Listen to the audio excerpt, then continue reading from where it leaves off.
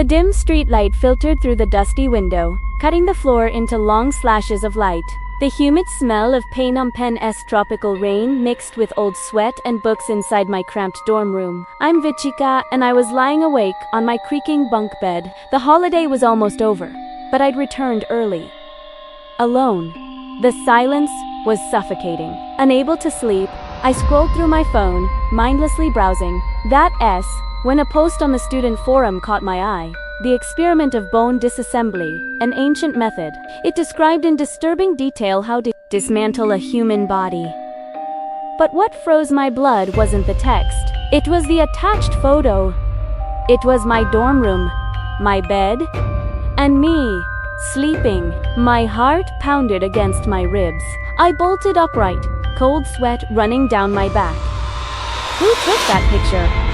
Why? Just then, my phone buzzed with a notification, lighting up the dark room. A message from an unknown number. It read, "Tonight, I will visit you." A jolt of pure terror shot through me. I had to get out. I jumped off the bed, my feet hitting the cold floor, and scrambled for the exit. But before my hand even touched the doorknob, the phone buzzed again. This time, it was from Sambith, my roommate who'd gone home last week. His message was short and chilling. "Don't go outside. It's dangerous." How did he know? How could he possibly know I was about to leave? My fingers trembled as I typed back. "How do you know?" The reply came almost instantly. "I've been watching you. I saw the signs last week. It took the entity a long time to decide, but tonight, it will act. Whatever happens, stay inside the dorm." Entity. My pulse was a drumbeat in my ears. What entity? Who are you talking about? His next message made my blood run cold. "The one who messaged you, the dissector." I traced its IP. "It's coming from inside our dorm." A paralyzing chill crept down my spine. Inside the dorm, that meant one of my roommates, Sambith Kosal, or Rithwante, to harm me. But wait. If Sambith was the dissector, why would he warn me? Driven by a mix of fear and confusion, I did something I never thought I'd do. I started searching his bed, and there, tucked beneath the mattress, I found it. A small, sharp dagger, and a packet of dark brown powder that smelled like bitter herbs. My breath caught in my throat. It had to be him. Just as my mind was racing, my phone buzzed again. This time, it was Kosula. "Hey Vichika, are you in the room? I am almost back. Don't freak out when you hear me." Back. He was supposed to be hundreds of kilometers away in Siem Reap. Alarm bells screamed in my head. This wasn't a friendly visit. Playing it cool, I quickly replied, "I'm not there. Something's wrong in the dorm. Don't come back." Then, I slipped into the old, musty wardrobe, leaving the door just cracked enough to see. Moments later, I heard footsteps echoing in the hallway. The doorknob turned, and the door creaked open. Kosel stepped inside, carrying a thick canvas bag. I could see flashlights and ropes sticking out of it. He immediately pulled out his phone and made a call. His voice urgent and angry. "It's gone.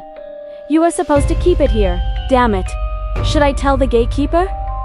The gatekeeper. That was our nickname for the strict dorm manager. Why would Kosel involve him?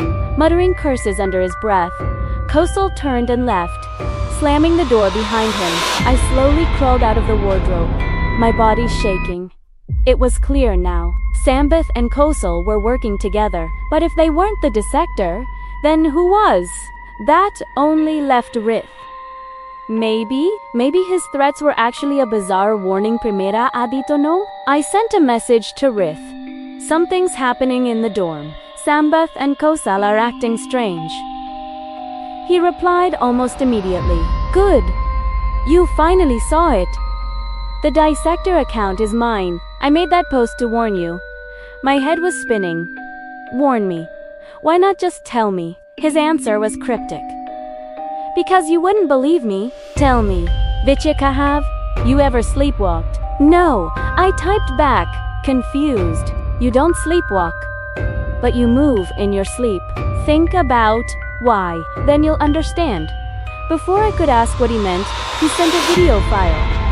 With trembling hands, I pressed play. The footage was from the hallway security camera, time-stamped at 3 a.m. a few nights ago. It showed me walking out of my room, my eyes open but completely empty, vacant. Then, the door manager, the gatekeeper, approached me. He pressed something small and gleaming onto my forehead, a black, diamond-like crystal. After that, I just turned around and walked back to my room as if nothing happened. A cold, creeping horror spread through me. He's controlling me. I messaged Rith, my mind reeling. His reply came back instantly. If you were controlled, could you talk to me now? Find the truth yourself. When you do, you'll enter my world. Before I could process that, my phone buzzed with another text. It was Sambith. Where are you? You shouldn't have left. You're walking straight into death. I typed back furiously. You and Kosel are working together. You did this to me. No, he replied. There's something inside you, isn't there? Go back now, before it's too late.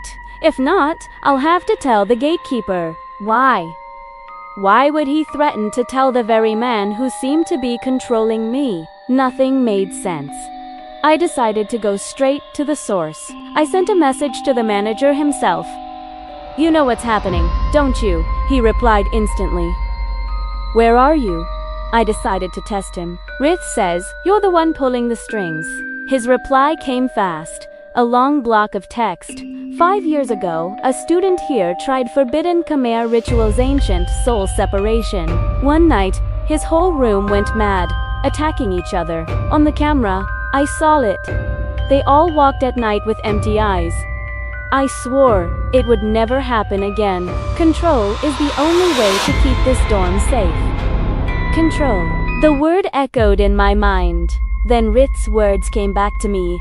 You'll enter my world. He wasn't offering an alliance. He was talking about a shared curse. Rith, Sambath, they were all puppets, just like me, all under the gatekeeper's control. And in that moment, I knew what I had to do. Primera, made my move first. I texted Sambath. Rith is the mastermind. Meet me in the gatekeeper's office. I'll lure him there.